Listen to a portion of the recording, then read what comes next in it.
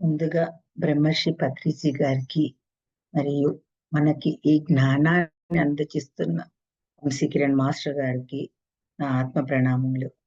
నాకు ఈ అవకాశం ఇచ్చిన మానసా మేడంకి కృతజ్ఞతలు. వింటున్న మీ అందరికీ నా కృతజ్ఞతలు. ఈరోజు మనం వినాయక విజయం దాని గురించి చెప్పుకుందాం. మనందరికీ వినాయకుడు అంటే ఒక గ్రేట్ మాస్టర్.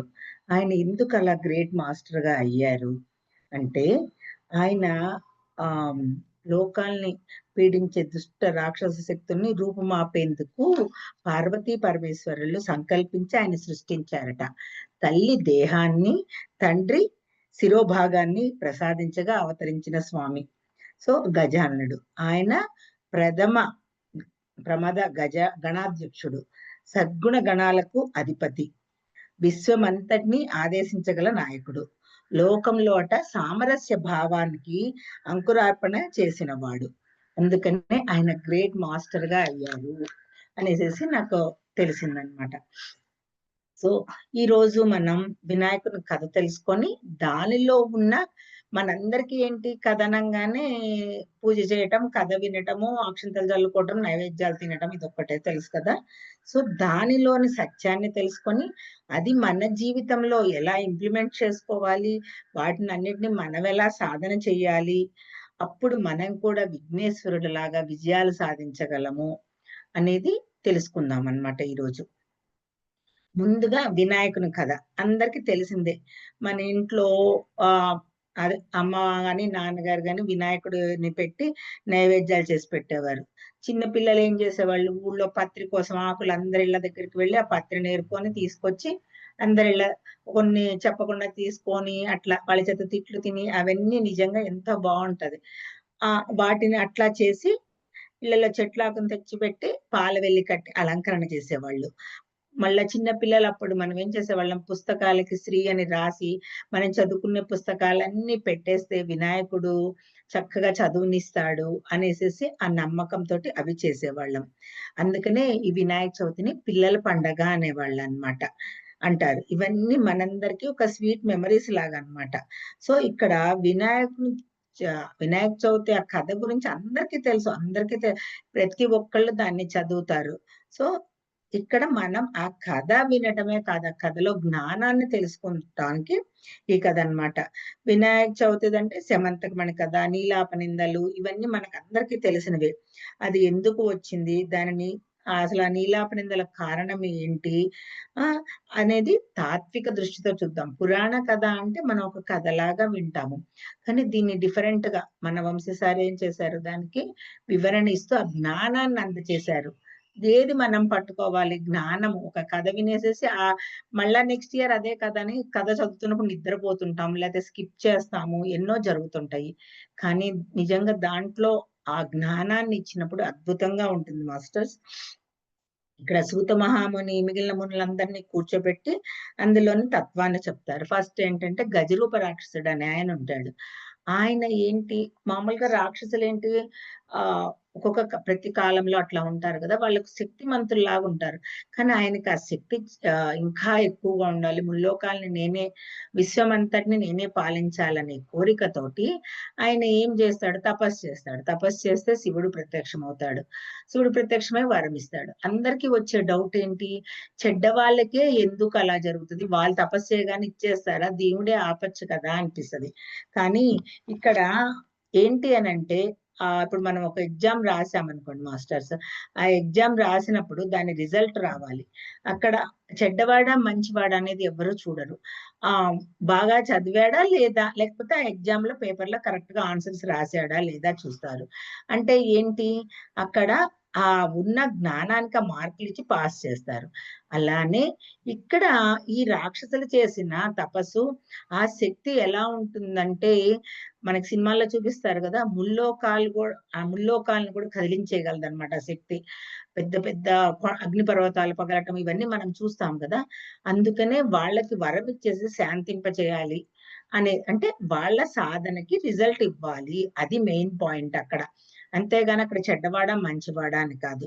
సో శివుడు ప్రత్యక్షమే వరాలు ఇచ్చేసేసి ఇరుక్కుంటాడు, మళ్ళా విష్ణుమూర్తి వచ్చి రక్షిస్తూనే ఉంటాడు. ఇదంతా జరుగుతుంటది. అక్కడ తప్పకుండా ఇచ్చి తీరాల్సిందే. ఎవరైనా తపస్సు చేసినప్పుడు దానికి రిజల్ట్ ఇవ్వాల్సిందే. కాబట్టి ఇక్కడ ఆయనిస్తాడు. ఏంటి అని అడిగితే, అప్పుడు ఈయనకేంటి ఆధిపత్యం కావాలనుకుంటాడు కదా! ఈ గజాసుర రాక్షసుడు. ఆ! ఆ శివుడు నాలో ఉండాలి. అంటే శివుడుకున్న శక్తి కూడా తనకే కావాలి అనుకుంటాడు. శివుడు నాలో ఉండాలి అనుకోని అంటే సరే తథాస్తు అని చెప్పేస్తాడు శివుడు. ఆయన ఉదరంలో ఉండిపోతాడు. గజరూప రాక్షసుడి హృదయంలో ఉండిపోతాడన్నమాట. అప్పుడు అందరికి ఇంకా పార్వతీదేవికి ఏమనిపిస్తుంది మనందరికి తెలిసిన కథే కదా! ఏంటి శివుడు ఎక్కడికెళ్ళిపోయాడు అట్లా అనేసేసి వాళ్ళు తెలుసుకొని అందరూ కలిసి విష్ణుమూర్తి దగ్గరికెళ్ళి విష్ణుమూర్తిని అడిగితే విష్ణుమూర్తి ఏం చేస్తాడు, ఈయనకి గంగిరెద్దు మేళం సంక్రాంతి అప్పుడు అట్లా కొంతమంది ఏంటి రాజుల దగ్గరికెళ్ళి ఇవన్నీ గంగిరెద్దులను ఆడిచ్చి ఇలా చేస్తూ ఆహ్, డబ్బులు తీసుకుంటారనమాట. సో, వీళ్ళు కూడా అట్లా గంగిరెద్దు మేళంలాగా నందిని గంగిరెద్దులాగా తయారు చేసి మిగిలిన వాళ్ళందరూ తల ఒక వాయిద్యాలు పట్టుకొని దేవతలందరూ అట్లా విష్ణుమూర్తి వెళ్తాడు. వెళ్ళినాక ఆ గంగిరెద్దుని ఆడిస్తారు. ఆడించినప్పుడు ఆయన గజరూప రాక్షసుడు సంతోషిస్తాడు. సంతోషించి "ఏం కావాలో కోరుకో" అంటాడు. అంతే. అందరూ ఏమడుగుతారు? డబ్బులు కావాలని అడుగుతారు. ఈయన కూడా అదే ఉద్దేశంతో "ఏం కావాలో కోరుకో" అంటే ఇది శివుడి కోసం వచ్చిన నంది కాబట్టి, ఆ శివుడిని కోరుకుంటుంది అనేసేసి అని అడుగుతాడు. అంటే ఇంక ఆయనకి అర్థమైపోతది. ఓకే. నా చావు ఇదైపోయింది. ఈయన విష్ణుమూర్తి అనేది అర్థమైపోయి, ఓకే. నేను శివుడిని ఇచ్చేస్తాను. మీకు మాటిచ్చినట్లే. కానీ నా తల ఆహ్, అంతే లోకపూజ్యం అయ్యేటట్లు చేయండి అని అడుగుతాడు. సరే విష్ణుమూర్తి అంటాడు. ఓకే. ఆయనకి కావాల్సిందేంటి పదవి కదా! ఆ కాంక్ష అట్లా ఉంది కాబట్టి దాని కోసమే కదా ఈయన తపస్సు చేసింది. ఓకే. ఇస్తాను అంటాడు. చేసేసి ఇప్పుడు శివుడేం చేస్తాడు శిరస్సుని ఖండించి తీసుకొని వెళ్తాడు. ఈ లోపల పార్వతి ఏం చేస్తదంటే భర్త వస్తున్నాడనేసేసి చక్కగా అభ్యంగన స్నానం చేద్దామని నలుగు పెట్టుకొని స్నానం చేస్తూ, ఆ నలుగు పిండితోటి ఒక బొమ్మని చేసి దానికి ప్రాణం పోసి ఆమె చైతన్య శక్తిని అందులోకి ప్రవేశపెడతది.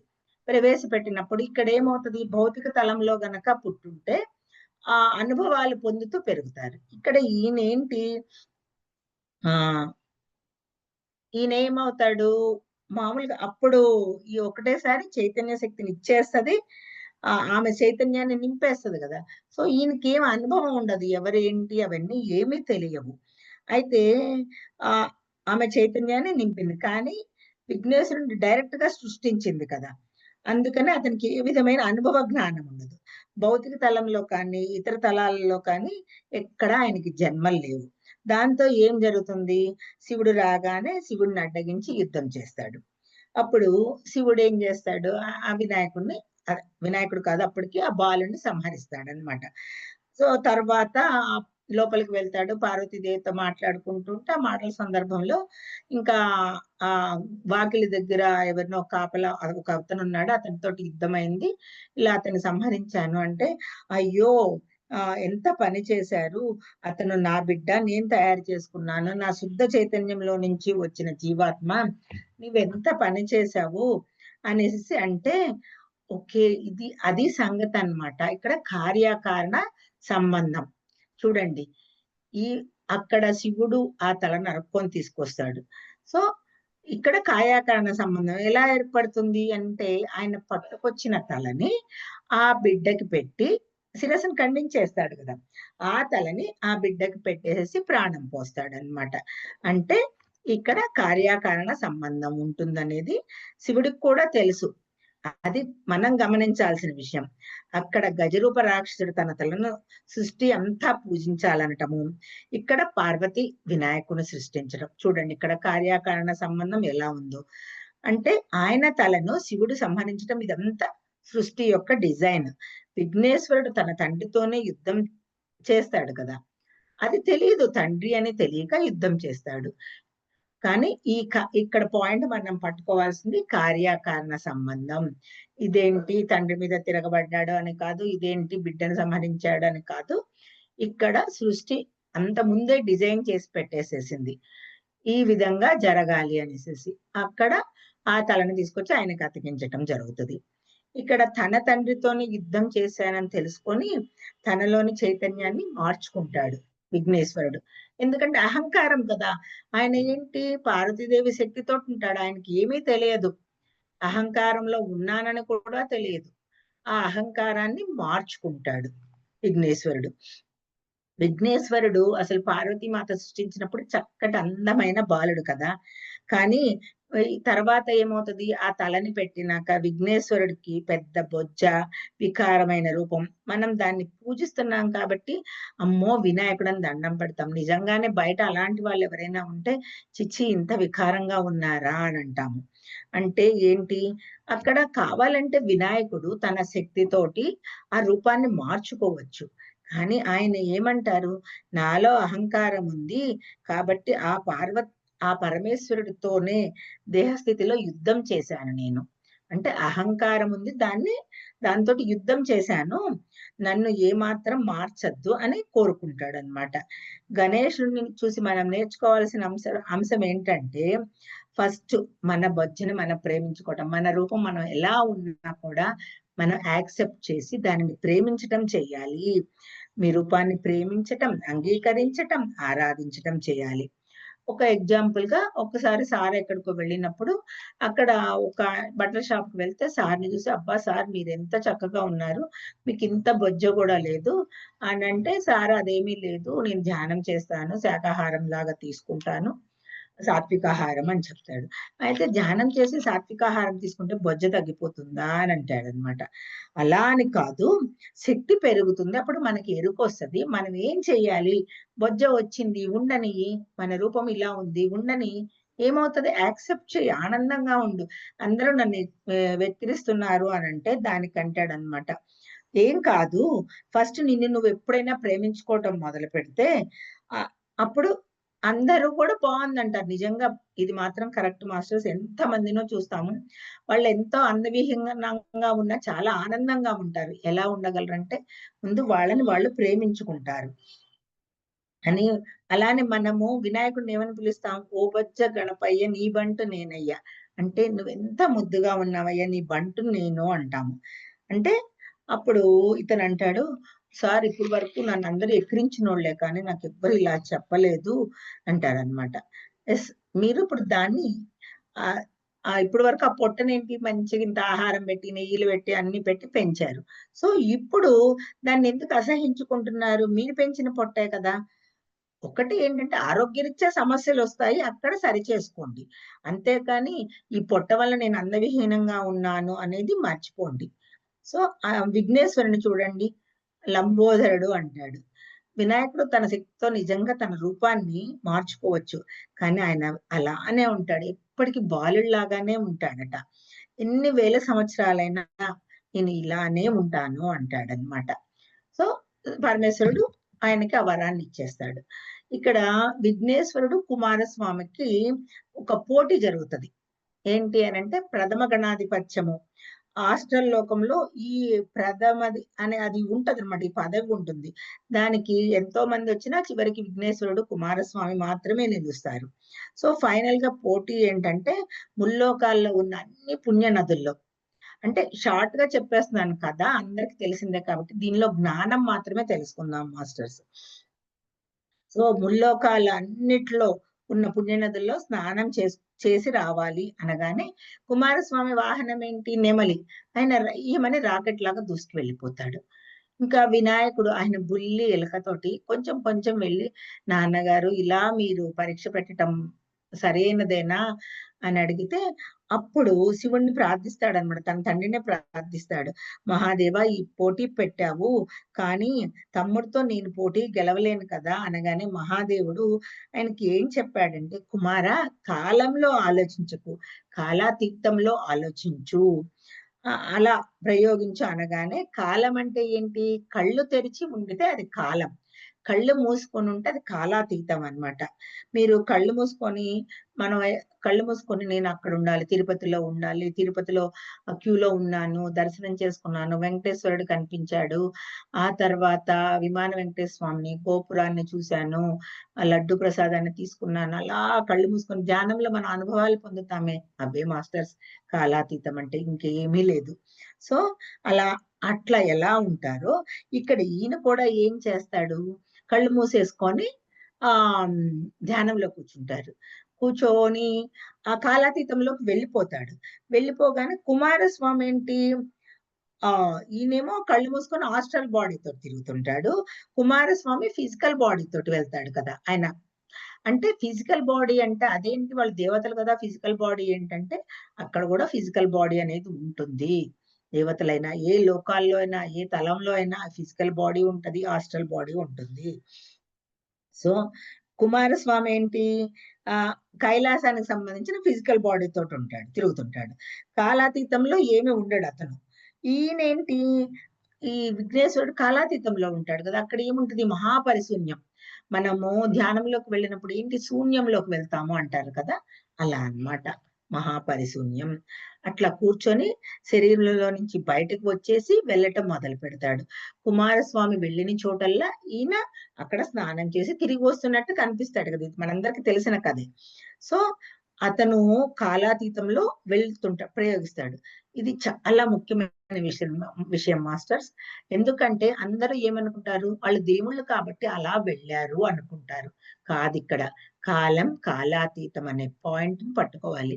కళ్ళు తెరిస్తే కాలము, అక్కడ గూడా కాలము, కాలాతీతం ఉంటది. దైవం ఏ లోకంలో అయినా ఈ కాలము, కాలాతీతం అనేది ఉంటది.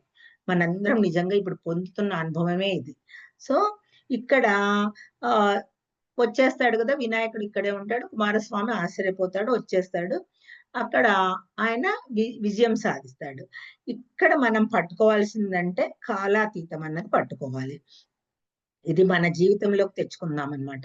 ఆధ్యాత్మిక వ్యక్తులందరూ ఏంటి అనంటే, ఈ కాలాతీతంలో ఉండగలరట మాస్టర్స్. ఎందుకంటే వాళ్ళకి సమస్యొచ్చిందంటే ధ్యానంలో కూర్చొని, ఆ కాలాతీతంలోకెళ్ళి, ఈ సమస్యకు అసలు కారణం ఏంటి? మూల కారణం ఏంటి? మనకు చెప్తారు గదా! ఏదైనా జబ్బొచ్చినప్పుడు గాని, ఏదైనా వచ్చినప్పుడు దీనికి రూట్ కాజ్ ఏంటి అనేసేసి అట్లా అన్నమాట. అసలు దీనికి కారణం ఏంటి? అనేసేసి తెలుసుకోగలుగుతారు. శూన్య స్థితిలోనే అక్కడ ఆ కారణం తెలుసుకొని దానికి పరిష్కారం గూడా చేసుకుంటారు. మనం చెప్పుకుంటున్నాం గదా! ఆహ్, కర్మ విపాకం అనే ప్రక్రియ అదే ఇది కాలాతీతంలో చేసేది. సో, అక్కడికి వెళ్లి ఆ సమస్యని గుర్తు తెచ్చుకొని, దానికి పరివర్తన చెందుతూ, పశ్చాత్తాపం చెందుతాము, ప్రాయశ్చిత్తం చేసుకోవటము ఇదే. అప్పుడు ఆటోమేటిక్‌గా మనకున్న ఆర్థిక సమస్య కానీ, మానసిక సమస్య కానీ, ఆరోగ్య సమస్య కానీ దేనినైనా మనం పరిష్కరించుకోగలుగుతామనమాట. అంటే ఇక్కడ భౌతిక తలంలో భౌతిక తలంలో ఏమి చెయ్యలేము. అంటే చెయ్యలేము అంటే చేయగలం. కానీ చాలా కష్టపడాలి, పరిగెత్తాలి. కుమారస్వామిలాగా అన్నమాట.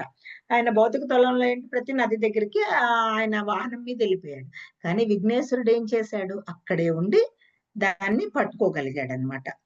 సో, ఫిజికల్ బాడీతో కాకుండా ఆస్ట్రల్ బాడీ తోటి కనెక్ట్ అయ్యాడు. చాలా సింపుల్. మీకు అనారోగ్య సమస్యొచ్చిందనుకోండి, ధ్యానంలో కూర్చొని కాలాతీతంలోకి వెళ్ళి, అది ఎందుకు వచ్చిందో చూడండి. ఆ కాలంలో మీరేం చేశారో కనపడుతుంది. దాన్ని రియలైజ్ అవ్వండి. డిజాల్వ్ చేసుకోండి.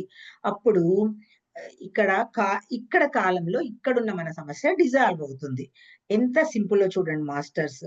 ఇప్పటి వరకు అంటే ఇక్కడ మనం పట్టుకోవాల్సింది, ఎన్నో విజయాలు సాధించాడు వినాయకుడు. ఆహా! వి విజయ వినాయక నీకు వందనాలు అని చెప్పుకుంటాము. నిన్ను గనక పూజిస్తే ఏ విఘ్నాలు కలగవు అనుకుంటాము. కానీ అది కాదు. అది కథ. కానీ ఆ కథ మనకు తెలిసింది దాని వరకే. ఇప్పటి వరకు నేను కూడా అదే ఆలోచించేదాన్ని. ఆయనకి దండం పెట్టేస్తే, ఆయనకి చాలా ఉండ్రాళ్ళేసేస్తే మనకి విజయాలొచ్చేస్తాయని. కాదు మాస్టర్స్. దాంట్లో ఉన్న జ్ఞానాన్ని పట్టుకొని, దాన్ని మన జీవితంలో ఇంప్లిమెంట్ చేసుకున్నప్పుడు, ఆ కాలాతీతంలోకి వెళ్లి పరిష్కరించుకోవాలి అనేది నేను తెలుసుకున్నాను.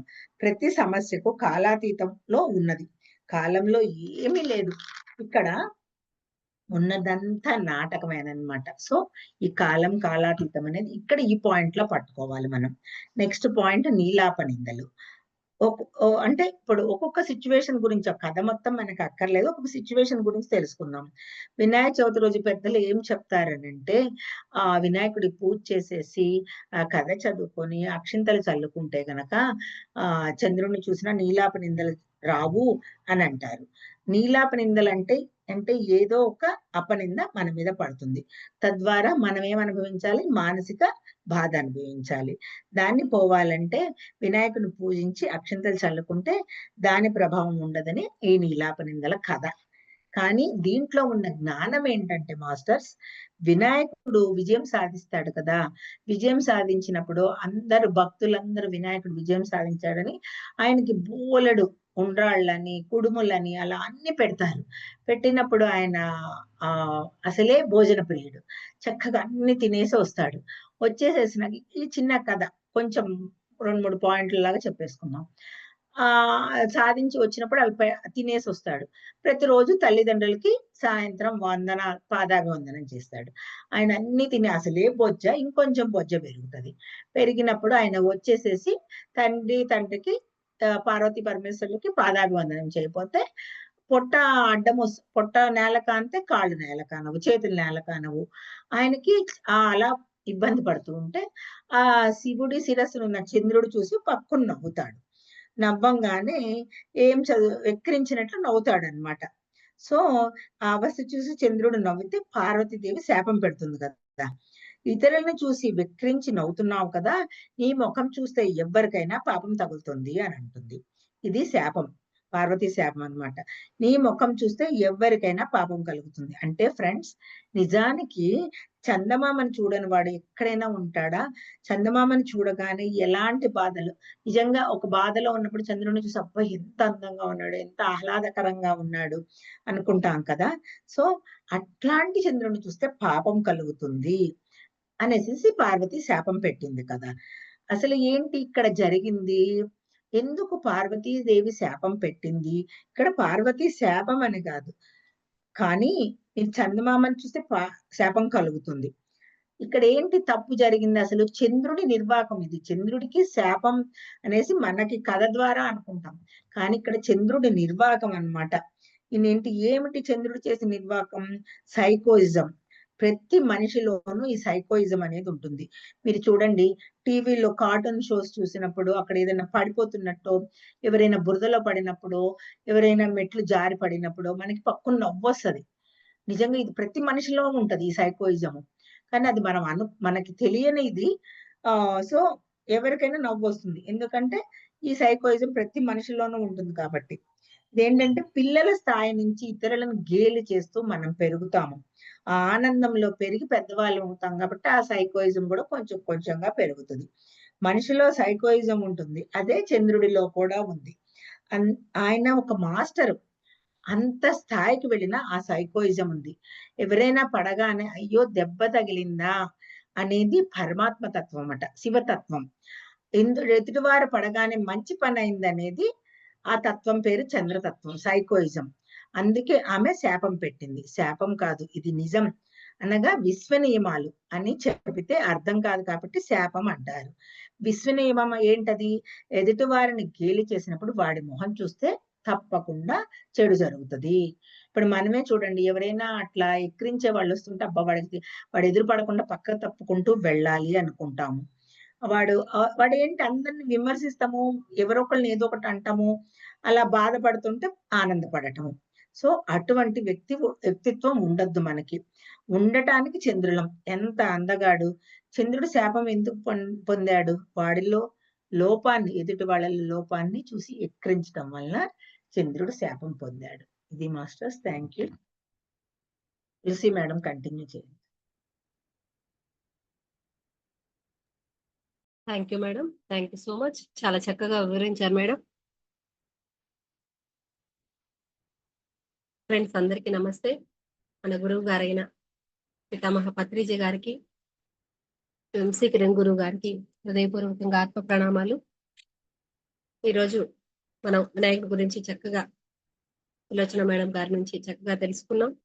అలాగే ఆ కంటిన్యూస్ గా ఆ నీలాపనిందల గురించి ఇంకా కాస్త వివరంగా తెలుసుకుందాం ఫ్రెండ్స్. ఇక్కడ చంద్రుడికి ఆ ఆ ఇబ్బంది రావడం అనేది మనకి ఎందువల్ల అలా ఆయన ఒక సైకోయిజం లాగా అక్కడ జ్ఞానం ఉన్న వ్యక్తి అయినప్పటికీ కూడా అక్కడ వినాయకుడిని చూసి నవ్వడం అనేది కరెక్ట్ కాదు కాబట్టి పార్వతీ మాత ద్వారా ఆయన శాపాన్ని తీసుకోవడం జరిగింది ఫ్రెండ్స్. ఇప్పుడు కృష్ణుడికి కూడా ఆ నీలాప నింద వచ్చింది అనేది ఆ విషయాన్ని మనం తెలుసుకుందాం. ఆయన ఆయన ఎంతో జ్ఞానం ఉన్నటువంటి వ్యక్తి అయినప్పటికీ కూడా ఆయనకు కూడా సత్రాజిత్తు సమంతకమణి కథ అందరికీ తెలిసిందే ఫ్రెండ్స్. ఆయన కూడా ఒక్కసారి లైట్ గా తెలుసుకుందాం. అక్కడ ఆ సత్రాజిత్తు ఆయన దగ్గర ఒక గొప్ప విలువైన మణి ఉంటుంది. అది వేసుకొని ఆయన చక్కగా తిరుగుతూ ఉన్నప్పుడు ఆ కృష్ణుడు దాన్ని చూసి చాలా ముచ్చటపడి అది నాకు కావాలని ఆయన అడగడం. ఆయన ఏమంటే, ఇది ఎవరైనా ఇస్తారా, ఇది నాకు ప్రతిరోజు ఎన్నో 1 కిలో బంగారం దాకా వస్తుంది, నేను ఇవ్వను అంటారనమాట. అప్పుడు కృష్ణుడు ఓకే పర్లేదు, అడిగాము, ఇస్తే హ్యాపీగా ఇస్తే తీసుకుంటాము, లేకపోతే లేదు కదా అని ఆయన గమ్ముగా అయిపోతాడనమాట. కానీ దాని తర్వాత ఆయనకి అప్పుడే అర్థమైపోతుంది, ఓహో నేను మోహంలో పడిపోయాను. మనం ఎవరి దగ్గరైనా ఏదైనా వస్తువులు ఉన్నప్పుడు చూసినప్పుడు మనం కూడా ఒక్కోసారి మోహంలో పడిపోతుంటాం అనమాట. అట్లాగే ఇక్కడ కృష్ణుడు కూడా దాన్ని చూసి చాలా ముచ్చటపడి వెంటనే అడిగేయడం, ఆయన కాదనడం జరిగిపోయింది. అప్పుడు ఆయనకు అర్థమైపోతుంది అనమాట. ఒకరోజు ఆయన గోవులకి పాలు తీస్తూ ఉంటాడనమాట.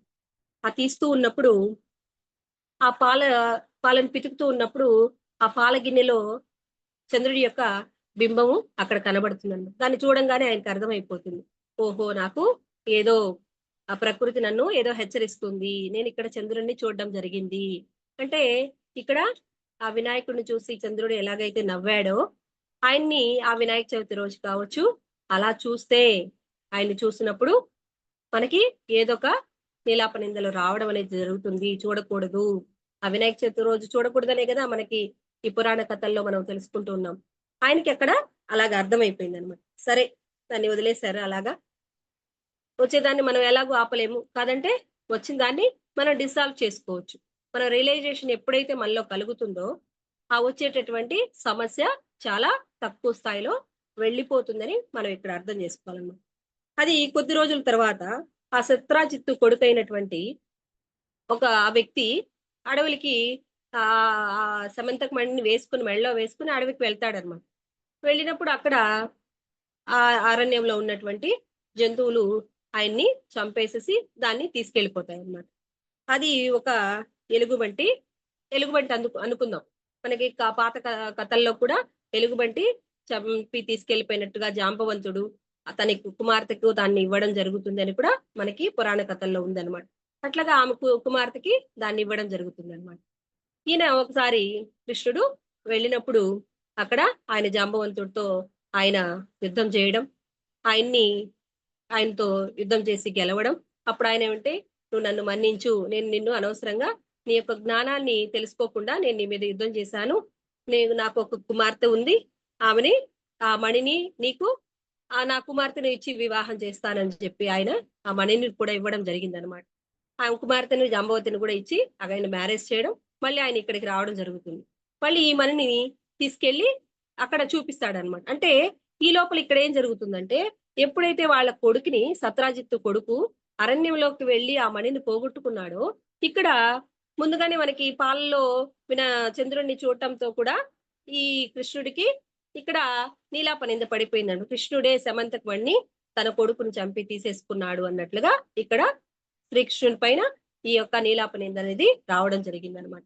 దీనికి ఆయన ఏం చేస్తాడు, వెంటనే నేను తీసుకోలేదు అని చెప్పి సత్రాజిత్తో గొడవ పడి అక్కడ ఆయన ఏం చేయలేదన్నమాట.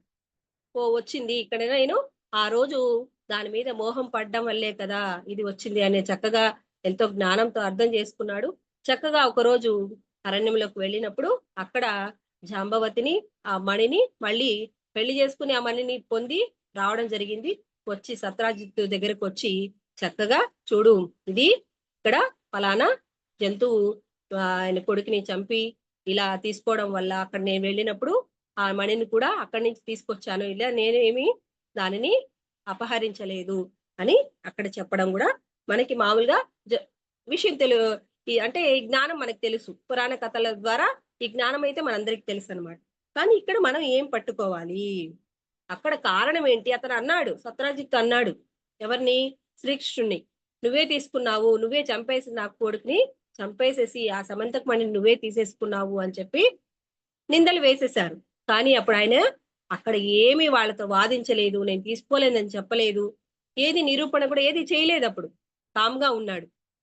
అవకాశం వచ్చింది. ఇప్పుడు దాన్ని తీసుకెళ్లి చూపించి చక్కగా వివరణ తెలియజేసేసరికి ఆయన కూడా ఎంతో సంతోషపడి అక్కడ ఆయన కూతుర్ని సత్యవతిని ఇచ్చి కూడా ఆయనకి వివాహం చేశాడు అనే విషయాన్ని ఇక్కడ మనం అర్థం చేసుకోవాలి. అంటే దానికి కారణం ఏంటి? నేను అలా మోహపడినందుకే కదా ఈ నింద నా మీద పడింది.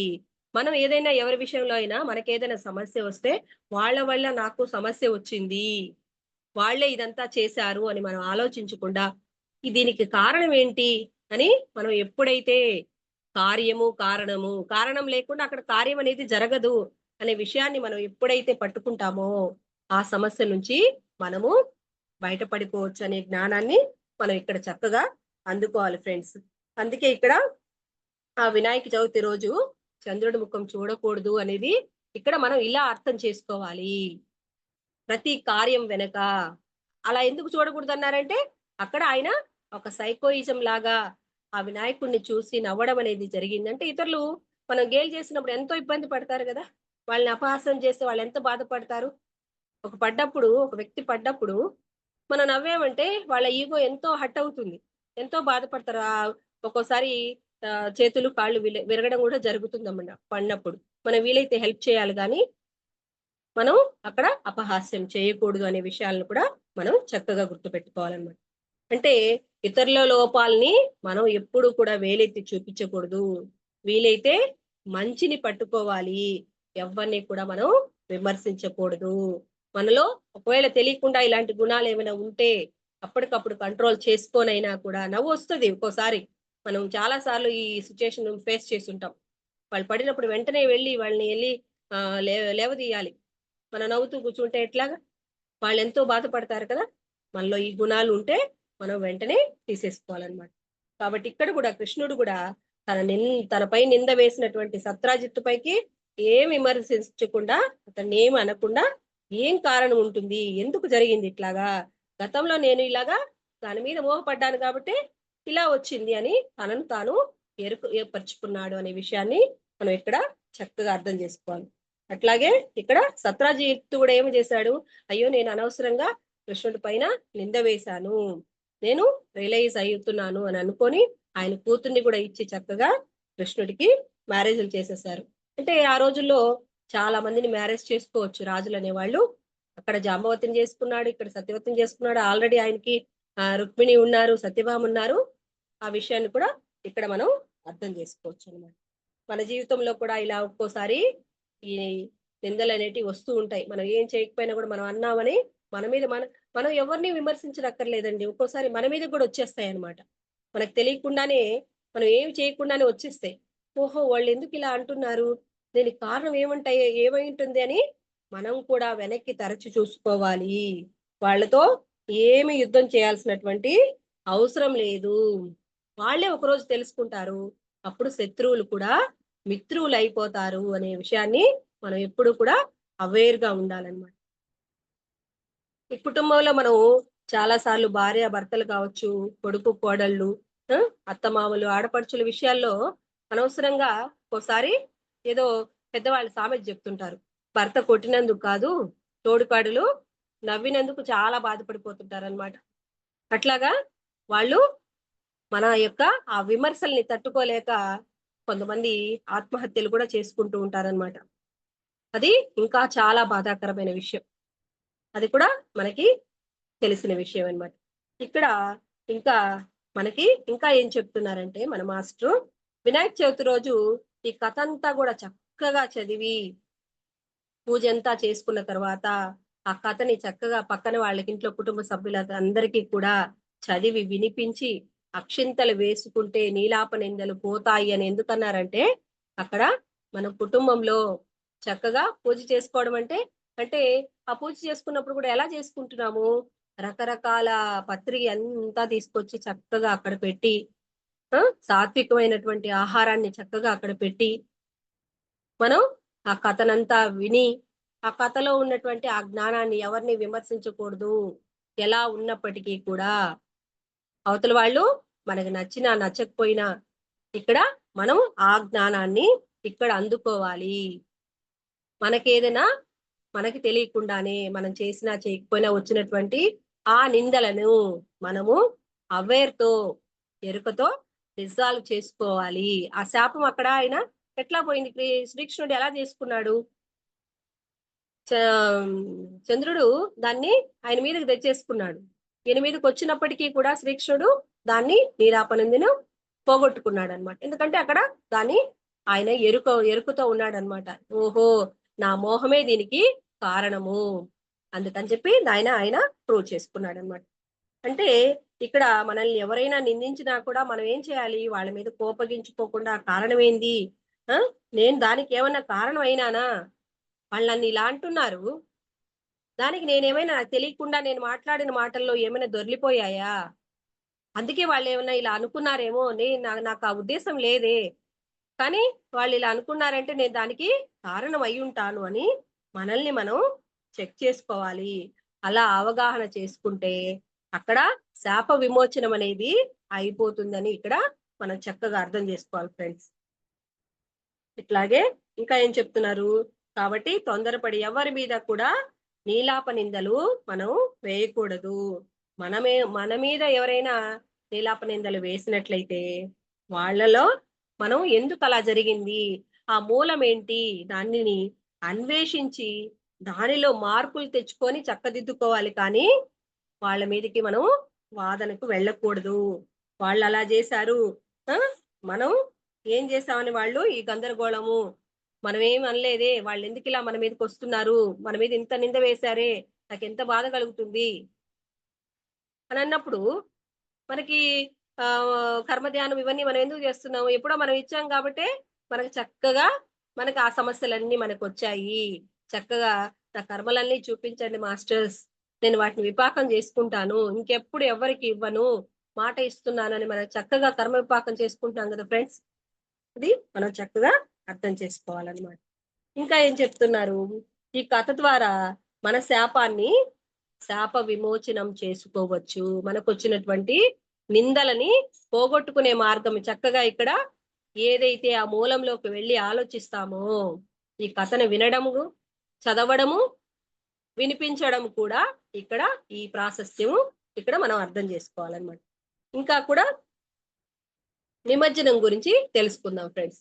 చక్కగా పండగంతా చేస్తాము, పిండి వంటలన్నీ చేసి పెట్టేస్తాము, కథ చదువుతాము, చక్కగా అక్షింతలు వేసుకుంటాము, చక్కగా భోజనాలు చేసేస్తాము. ఒక మనం ఇంట్లో అయితే ఒక 3 days ఉంచుకునే వాళ్ళు ఉంటారు.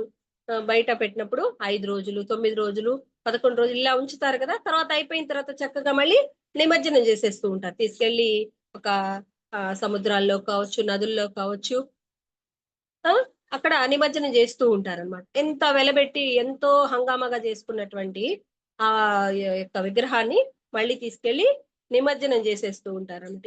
ఎందుకంట అట్లాగా ఎందుకు చేస్తున్నారనే విషయాన్ని మనం ఇక్కడ చక్కగా అర్థం చేస్తాం. దీని ఉద్దేశం ఏంటంటే, మన దేహం అనేది అశాశ్వతము, ఆత్మ శాశ్వతం అని చెప్పడానికి నువ్వు ఎంత కోట్లు పెట్టి తెచ్చినా, ఎంత లక్షలు పెట్టి తెచ్చినా, ఈ శాశ్వతమైనటువంటి దాన్ని పట్టుకోవాలి. అంతేకాని ఇదంతా కూడా మళ్ళీ అక్కడ నిమజ్జనం అయిపోతుంది, అంతా కూడా శాశ్వతం కాదు అనే విషయాన్ని చక్కగా ఇక్కడ మనం పట్టుకోవాలన్నమాట.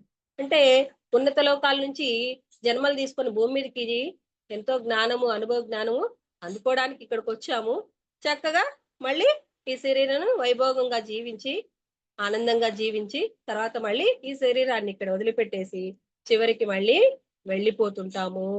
ఆ తత్వాన్ని అర్థం చేసుకోవడానికి ఈ నిమజ్జనమైనటువంటి ప్రక్రియను మనం జ్ఞానవంతంగా తీసుకోవాలన్నమాట. నెక్స్ట్ విఘ్నేశుని వాహనం గురించి ఇక్కడ చాలా ఆయనేమో అంత పెద్ద విగ్రహంగా ఉంటాడు. చూడ్డానికి ఎంతో పొట్ట, ఆ చెవులు, తొండము, ఆయన చేతుల్లో ఆయుధాలు ఇవన్నీ ఉన్నాయి. తీరా చూస్తే వాహనం ఎంత ఎంత ఆ విగ్రహానికి తగ్గ వాహనం ఉందా అంటే లేదు, ఎలుక అన్నమాట. ఆ ఎలుక గురించి ఇక్కడ సారు చాలా చక్కగా వివరిస్తున్నారు ఫ్రెండ్స్. ఏంటంటే ఆ ఎలుక అనేది ఎటువంటి గుణాలతో ఉంటుందంటే, దాని బొరియలు చేసుకోవడం, ఫుడ్ తెచ్చుకోవడం, తినడం, నిద్రపోవడం, ఒక తామసికమైనటువంటి ప్రవృత్తితో ఎలుక ఉంటుందన్నమాట. ఎప్పుడు తిండి తెచ్చుకోవడం, బొరియల్లో పెట్టుకోవడం, చక్కగా నిద్రపోవడం, అది చేసే పని ఆ చేటు పనులే చేస్తుంటుంది అనమాట. ఏవైనా ఇంట్లోకి ఒకవేళ వచ్చాయనుకోండి, ఆ మూల ఉన్నటువంటి గుడ్డలు కొట్టడం, పుస్తకాలు కొట్టడం, వస్తువులు పాడు చేయటం. దానివల్ల ఏ జీవికి కూడా ఒక ఆహారంగా ఉపయోగపడుతుందేమో గాని ప్రతి ఒక్కళ్ళకి కూడా నష్టం కలిగించే విధంగానే ఉంటుంది. ఒక తామసికమైనటువంటి ప్రవృత్తితో అది ఉంటుంది. అలా మనలో కూడా ఏమైనా తామసికమైనటువంటి ప్రవృత్తి ఉందా అని మనం దాన్ని గమనించుకొని దానిపైన మనం పట్టు సాధించాలి. అలాంటి తామసికమైనటువంటి ప్రవృత్తి ఎలా వస్తుంది? చద్ది కూరలు, ఆ! సరిపడని ఆహారము, పాపాహారము, మాంసాహారం ఇలాంటివన్నీ తీసుకున్నప్పుడు మనం మన శరీరం ఎలా ఉంటుంది? ఒక తామసిక స్థాయిలోకి వెళ్ళిపోతుంది. అలా కాకుండా సాత్వికమైనటువంటి ఆ రోజు చూడండి, ఆవిరి కుడుములు ఇవన్నీ పెడతారు. ఎందుకు అలాంటి ఆహారాన్ని పెడుతున్నారు అంటే, అక్కడ తామసికమైనటువంటి తత్వాన్ని మనం వదలడానికే. ఆవిరి కుడుములు ఆయిల్ ఫుడ్ కాదనమాట. అవి చక్కగా హెల్తీనెస్ కాబట్టి మనకి అలాంటి ఆహారాన్ని పెట్టి, మీరు కూడా ఇలాంటి ఆహారాన్ని తీసుకోవడం ద్వారా అంత పెద్ద శరీరం అయినప్పటికీ కూడా గణేశుడు చాలా జ్ఞానవంతంగా, యోగవంతంగా ఉన్నారు. కాబట్టి అలాంటి ఆహారాన్ని తీసుకోవాలి. ఎంత తినాలో అంత తినాలి. ఎంత నిద్రపోవాలో అంత నిద్ర. ఆ! అంటే మితంగా, విపరీతంగా కాకుండా చక్కగా సాత్విక ఆహారాన్ని తీసుకోవడం, సరి అయిన నిద్రపోవడం అనే ఈ జ్ఞానాన్ని మనకిక్కడ అర్థం చేసుకోవాలి. అంతేకాకుండా ఆ తామసిక ప్రవృత్తి మీద మనం పట్టు సాధించి మన చేతిలో దాని యొక్క కళ్యాలను మన చేత పట్టుకోవాలి. దాన్ని వాహనంగా మనం ఉపయోగించుకోవాలి గాని అది మన మీద పెత్తనం చలాయించే విధంగా కాకూడదు అని ఇక్కడ దాని ద్వారా మనం అర్థం చేసుకోమని ఆ జ్ఞానాన్ని మనకు అందిస్తున్నారు. పత్రి సార్ కూడా చెప్తాడు కదా, ఏ రోజు ఆ రోజు ఫ్రెష్ గా వండుకొని తినండి. ఫ్రిడ్జ్ లో పెట్టుకొని 4-5 రోజులు అదే కూరని మళ్ళీ మళ్ళీ వేడి చేసుకొని తినడం అనేది కాదనమాట. పెద్దవాళ్ళంతా కూడా అప్పట్లో ఫ్రిడ్జ్‌లంతా కూడా లేకుండా చక్కగా ఏ రోజుకి ఆ రోజు కుండల్లో వండుకొని చక్కగా తిన్నారు. చక్కటి కల్తీ లేని ఆహారాలు తిన్నారు కాబట్టి ఈ రోజుటికి కూడా చక్కగా ఆరోగ్యవంతంగా ఉంటున్నారనే విషయాన్ని ఇక్కడ మనం చక్కగా అర్థం చేసుకోవచ్చు ఫ్రెండ్స్. నెక్స్టు ఆయన యొక్క రూపాలను కూడా ఇక్కడ మనకి వివరిస్తూ ఉన్నారు. అంటే ఆయన రూపం మనం చూసినప్పుడు ఎలా ఉంటది? ఆయనకి తొండం ఉంటది. ఆ తొండము ఓంకారానికి సింబల్‌గా కూడా ఇక్కడ మనం చెప్పుకోవచ్చు. ఆ ఒక క్వెషన్ మార్క్ లాంటిది ఇట్లా వేసి దాన్ని 2 చుక్కలు పెట్టేసి ఆ దంతం అనేది ఇలా వేసి అంటే చాలా ఈజీగా డ్రాయింగ్ వేసేస్తూ ఉంటారనమాట. కొంతమంది మనం వాట్సాప్‌లో, రీల్స్‌లో చూస్తున్నప్పుడు ఎంత చక్కగా ఆ వినాయకుడి బొమ్మని ఈజీగా పిల్లలకి స్కూళ్ళలో కూడా ఈజీగా డ్రా చేసేందుకు వీలుగా కూడా నేర్పిస్తూ ఉంటారు. టెక్నిక్‌గా నేర్పిస్తూ ఉంటారు కదా! అట్లాగా అది ఓంకారానికి సింబల్‌గా ఇక్కడ మనం అర్థం చేసుకోవాలి. అట్లాగే ఏనుగు తల ఆయనకి ఉందంటే, ఆ ఏనుగనేది ప్రతి ఒక్క గుళ్ళల్లో కూడా అదంటే ఒక బలానికి, ఒక యోగత్వానికి, ఒక జ్ఞానానికి ఈ గజరూపం అనేది ఆ ఏనుగు తల అనేది అక్కడ మనం జ్ఞానంగా తీసుకోవాలి. ఇంకా మనిషి శరీరం ఉంది. పైనేమో ఏనుగు తల ఉంది. ఇక్కడ కింద మనిషి శరీరం ఉంది. అంటే నాటక శరీరము అంటే ప్రకృతి ఆధారంగా ఉన్నటువంటి ఆ శరీరము. అది ఇక్కడ మాత్రమే ఈ శరీరాన్ని మనం ఇక్కడే వదిలిపెట్టేస్తున్నాం. అది ఏది శాశ్వతం కాదు నాయనా. ప్రకృతి మాయకు సంబంధించింది ఇది అని ఇక్కడ మనం జ్ఞాన కోణంలో తీసుకోవాలన్నమాట. చేతిలోని ఆయుధాలన్నీ కూడా మనలో ఉన్నటువంటి అజ్ఞానాన్ని కట్ చేసుకోవడానికి, మనము రియలైజ్ అవ్వడానికి ఈ యొక్క చేతిలోని ఆయుధాలన్నిటిని కూడా మనం చక్కగా అర్థం చేసుకోవాలి. అలాగే చేతిలోని పాసం గురించి కూడా ఏం చెప్తున్నారంటే, మన జీవితంలో ఎన్నో కర్మలుంటాయి. ఆ! ఈ కర్మలన్నీ కూడా అంటే ఏదో ఒక పాసం, ఏదో ఒక బంధంలో ఇరుక్కొని వాళ్ళ వల్ల రకరకాల కర్మలు చేసుకుంటూ ఇరుక్కొని పోతూ ఉంటారన్నమాట. అట్లా కాకుండా ఆ చేతిలోని ఆ పాసం తాడుతో మనమే కట్టేసుకుంటున్నాం. అలా కాకుండా వాటి నుంచి విడివడి ఆ బంధంలో ఇరుక్కోకుండా ఆ డిటాచ్‌లో ఉండడం అనేది అటాచ్ కాకుండా డిటాచ్ అన్నిట్లోనే ఉండాలి. ఇరుక్కోబోకూడదు మళ్ళీ. అందరికి అన్నీ చేయాలి.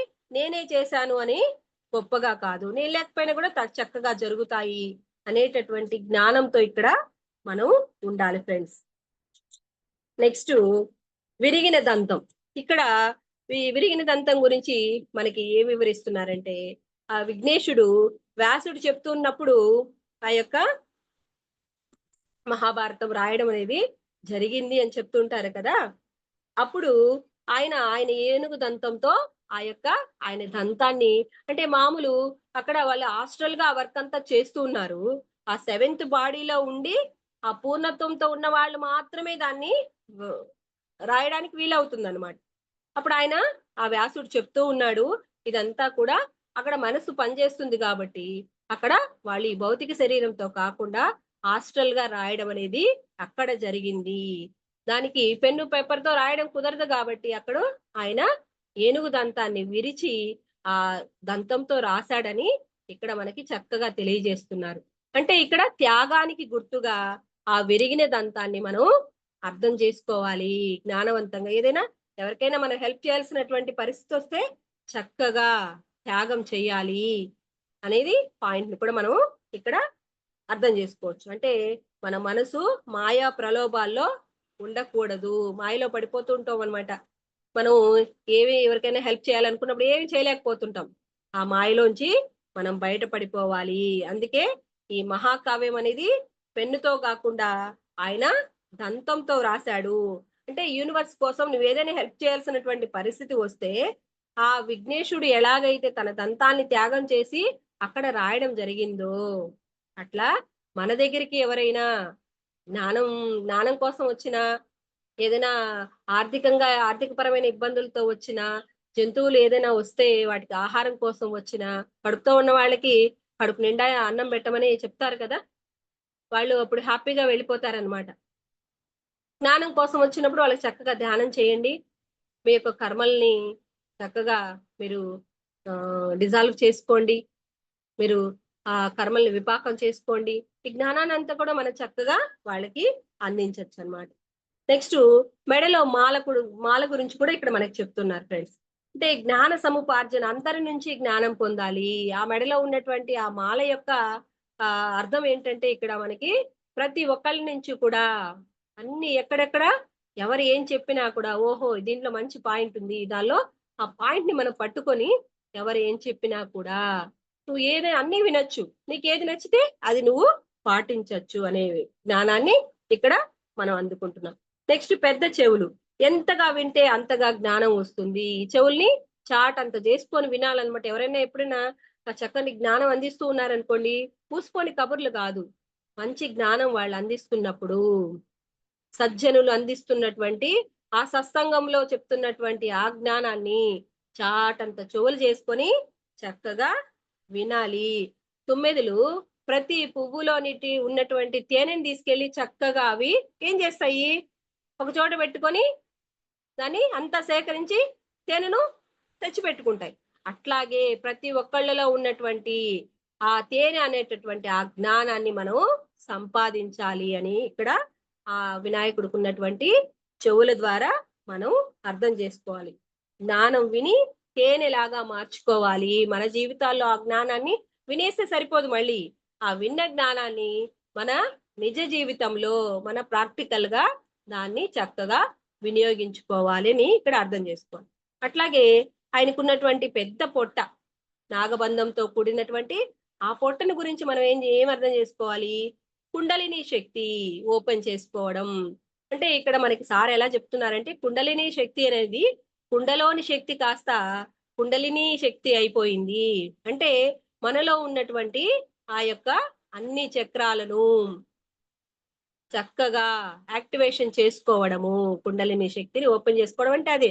అప్పుడు మనం సహస్రార స్థితికి చేరుకోవడం అనేది జరుగుతుంది. ఎట్లా ధ్యానం చేస్తే చక్కగా అన్ని చక్రాలు కూడా యాక్టివేషన్ అవుతాయి. ఆ స్థితిని మనం పొందడం అనేది జరుగుతుంది అని చక్కగా అర్థం చేసుకోవాలి.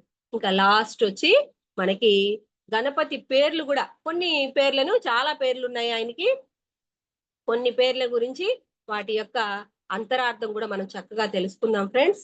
ఇక్కడ శ్రీ గణపతి అన్నప్పుడు చక్కగా పవిత్రతకు సింబల్ గా శ్రీ గణపతిని మనం తీసుకోవచ్చు అన్నమాట. శక్తి గణపతి వచ్చి సాధనకు సింబల్ గా, ఆ శక్తి అంటే మనం వినాయక చవితి రోజు అందరూ సాయంత్రం అంతా పని అయిపోయిన తర్వాత చక్కగా ఊర్లో ఉన్నటువంటి అన్ని విగ్రహాలను కూడా చూడడానికి వెళ్తారనమాట కొంతమంది. ఒక్కొక్క విగ్రహం ఒక్కొక్క ఆకారంలో ఉంటుంది కదా, ఒక్కొక్క నామంతో కూడా మనం పిలుస్తూ ఉంటాం. అట్లాగే ఇక్కడ శక్తి గణపతి వచ్చి సాధనకు సింబల్ గా, భక్తి గణపతి వచ్చి వినయానికి సింబల్ గా మనం తీసుకోవాలి. అలాగే బాల గణపతి నిర్మలత్వానికి ప్రతీకగా, అంటే ఆయన ఎప్పుడు మనం చిన్నప్పటి నుంచి అలాంటి విగ్రహాలే రకరకాల స్టైళ్లలో చూస్తున్నాం గాని ఆయన పెద్దవాడైపోయినట్టుగా ఏ లేదు. ఎప్పుడు బాల గణపతి లాగే ఆయన చక్కగా సిద్ధి బుద్ధితో కూడి ఉన్నటువంటి వినాయకుడిని కూడా మనం చూస్తూ ఉంటాం కదా. ఇట్లా రకరకాల విగ్రహాలు ఒక్కొక్క దాని గురించి ఒక్కొక్క ఇక్కడ సింబల్ గా మనం తీసుకోవచ్చు అనమాట. సత్య గణపతి వచ్చి సత్యంతో మనం జీవించాలి అనే దానికి ప్రతీకగా ఇక్కడ మనం తీసుకోవాలి. నృత్య గణపతి అంటే ఆటలు పాటలు ఆనందంగా ఉండే పిల్లలు ఎలా ఎప్పుడు ఆడుకోవాలని, ఎప్పుడు పాడుకుంటూ హాయిగా ఆనందంగా జీవిస్తే అలా జీవించాలి అనేది ఈ నృత్య గణపతిని చూసినప్పుడు మనం చక్కగా అర్థం చేసుకోవాలి. అలాగే లాస్ట్ త్రిముఖ గణపతి. ఈ త్రిముఖ గణపతి 3 రకాల జ్ఞానాలతో, అంటే ఇక్కడ 3 ముఖాలతో ఉన్నాడు వినాయకుడు. దాన్ని మనం ఎలా తీసుకోవాలి అంటే ఇక్కడ సార్ మనకి చక్కగా ప్రెజెంట్ టెన్స్ గురించి, పాస్ట్ టెన్స్ గురించి, ఫ్యూచర్ టెన్స్ గురించి ఆ తలాల్లో, అంటే భౌతిక తలము, ఆత్మతలము, విశ్వతలము, ఇట్లా 3 రకాలు 3 త్రిముఖాలకి సంబంధించినటువంటి దానికి రిలేటెడ్ గా సారు భౌతిక తలము, ఆత్మతలము, విశ్వతలం. అంటే భౌతిక తలం అంటే ఇప్పుడు మనం ప్రెసెంట్ లో ఉన్నటువంటి స్థితి అన్నమాట. మనం ప్రెసెంట్ లో ఎప్పుడు కూడా ప్రెసెంట్ లోనే ఉండాలి అంటారు కదా. మనం వెళ్తే పాస్ట్ లోకనే వెళ్ళిపోతుంటాం. పాస్ట్ లో వాళ్ళు ఇట్లా చేశారు అని ఎన్ని రోజులైనా మర్చిపోకుండా మళ్ళీ మళ్ళీ అక్కడికి వెళ్ళిపోతుంటాం. ఒక్కోసారి ఫ్యూచర్ టెన్స్ లోకి వెళ్ళిపోతాం. భవిష్యత్తులో ఇలా అవుతుందేమో, అలా అవుతుందేమో అని చక్కగా కొంతమంది భయపడిపోతూ ఉంటారనమాట. అట్లా కాకుండా ప్రెసెంట్ లో ఉండడం అనమాట. అంటే భౌతికంలో బుద్ధునిగా జీవించాలి. విశ్వతలంలో వచ్చేసరికి అంటే మనం ఏం చేస్తాము, పడుకునే ముందు చక్కగా ధ్యానం చేస్తూ ఉన్నాము. ధ్యానం చేసి మధ్యరాత్రిలో మెలకువ రావాలనుకుంటున్నాము. చక్కగా లేసి 36 బ్రెత్ కౌంట్ చేస్తున్నాము. తర్వాత మళ్ళీ సంకల్పము, మన జ్ఞానం ఇవ్వని సంకల్పం పెట్టుకుంటున్నాము. జ్ఞానసిద్ధి ఇవ్వండి నాకు అని చెప్పి, నాకు చక్కటి కళలు రావాలి, నాకు ఈ క్వశ్చన్‌కి నాకు ఆన్సర్ ఇవ్వండి అని చెప్పేసుకొని మళ్ళీ 36 బ్రెత్ కౌంట్ చేసుకొని మనం చక్కగా పడుకుంటున్నాము. ఆ తర్వాత మనకి చక్కగా ఆ జ్ఞానం అనేది అందుకోవడం జరుగుతుంది కదా. అదే ఇక్కడ విశ్వతల జ్ఞానం అంటే అదే అన్నమాట. అంటే భౌతికంలో మాత్రం మనం ఏం చేస్తున్నాము, బుద్ధినిలాగా జీవిస్తున్నాం. అదే ఆత్మతలంలో ఏం చేస్తున్నాము, గతంలో నేను ఎవరికో ఇచ్చాను నాయన, ఇప్పుడు నేను ఈ బాధ అనుభవిస్తున్నాను. ఇలాంటి బాధ నేను ఇప్పుడు ఇంకా ఎవ్వరికీ ఇవ్వను. నేను పరివర్తనతో జీవిస్తాను. ధర్మంలో ఉంటాను. నేను మాట ఇస్తున్నాను మహాదేవా, నన్ను మన్నించండి. నేను కూడా వాళ్ళని మన్నించేస్తున్నాను. నన్ను ఇబ్బంది పెట్టినా కూడా వాళ్ళని నేను క్షమించేస్తున్నాను అని మనం చక్కగా వివరిస్తున్నాము. అదే ఇక్కడ త్రిముఖ గణపతి గురించి మనకి, దీనికి రెండిటికి రిలేటెడ్ గా సార్ మనకి చాలా చక్కగా వివరించారు ఫ్రెండ్స్. అంతేకాకుండా ఇంకొక విషయం కూడా చెప్తున్నారు సార్ ఇక్కడ. అంటే ఇక్కడ గణపతికి ఉపయోగించే పత్రి పూలు గురించి కూడా మళ్ళీ వివరించున్నారు. ఏంటి, ప్రతిదాన్ని గౌరవించాలనే ఉద్దేశము ఎవరి ప్రత్యేకత వారిదే. అంటే ఆ రోజు ప్రతి చెట్టులో ఉన్నటువంటి ప్రతి ఆకును కూడా మనం తీసుకొచ్చి అంతా కూడా చిన్న పిల్లలప్పుడు మనం బాగా గుర్తు చేసుకున్నట్లయితే ఒక కవరు సంచి తీసుకెళ్లి, అప్పుడు కవర్ కూడా లేవు నాకు తెలిసి, నేను చిన్నప్పుడైతే బుట్ట తీసుకెళ్లి బుట్ట నిండా ప్రతి చెట్టులో ఇది కొయ్యొచ్చా కొయ్యకూడదా, ఇది పిచ్చాక మంచి ఆక ఏం లేదనమాట. అన్ని కోసుకొచ్చి బుట్ట నిండా తీసుకొచ్చిస్తే అమ్మ వాళ్ళు ఎంతో మెచ్చుకునే వాళ్ళు అనమాట. పూలన్నీ కోసుకొచ్చి అన్ని చక్కగా ఒత్తుగా వేసేసి చక్కగా వినాయకుడిని కూర్చోబెట్టుకొని మనం పండగ చేసుకునే వాళ్ళం కదా. అంటే ఇక్కడ ఎవరు తక్కువ కాదు, ఎవరు ఎక్కువ కాదు అనేటటువంటి జ్ఞానాన్ని ఇక్కడ మనం చక్కగా అర్థం చేసుకోవాలి ఫ్రెండ్స్. నెక్స్ట్ ప్రసాదాలుగా కుడుములు, ఉండ్రాలు పెడుతున్నాం. అంటే ఇక్కడ ఆయిల్ ఫుడ్ కాదు, సాత్వికమైనటువంటి ఆహారం, ఆవిరి కుడికినటువంటి ఆ ఆహారము ఎప్పుడు కూడా మనకి మేలే చేస్తుంది.